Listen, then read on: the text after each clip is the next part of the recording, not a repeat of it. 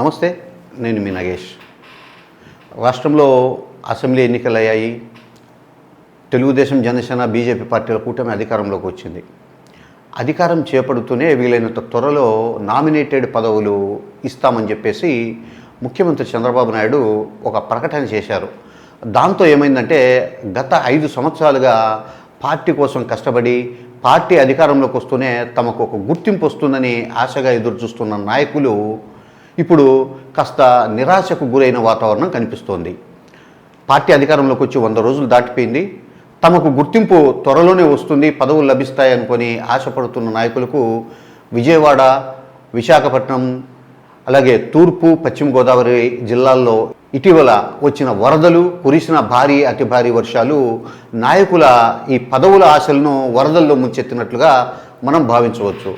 అయితే తిరుమల తిరుపతి దేవస్థానం పాలక మండలి నియామకం దాదాపు ఖరారైందని, అధ్యక్షుడిగా TV5 చైర్మన్ బిఆర్ నాయుడును నియమిస్తున్నారని మొదటి నుంచే వార్తలైతే వచ్చాయి.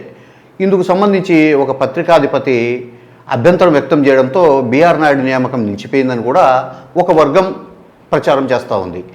అయితే ఈ మొత్తం వ్యవహారంలో రాష్ట్ర వ్యాప్తంగా ఇప్పటి వరకు నామినేటెడ్ పదవి ఖరారైన వ్యక్తి ఒక్కరే ఒకరు. ఆమె ఎవరంటే కొవ్వూరు శాసనసభ్యురాలు వేమిరెడ్డి ప్రశాంతి. ఆమెకు టీటీడీ పాలక మండలి సభ్యురాలి పదవి ఆల్మోస్ట్ కన్ఫర్మ్ అయింది. ముఖ్యమంత్రి చంద్రబాబు నాయుడు ఇందుకు సంబంధించి ఆమెకు గట్టి హామీ ఇచ్చారు. పాలక మండలి నియామకం ఎప్పుడు జరిగినా కూడా వేమిరెడ్డి ప్రశాంతి టీటీడీ పాలక మండలి సభ్యురాలుగా నియమితులు కావడం అనేది ఖాయమైపోయింది.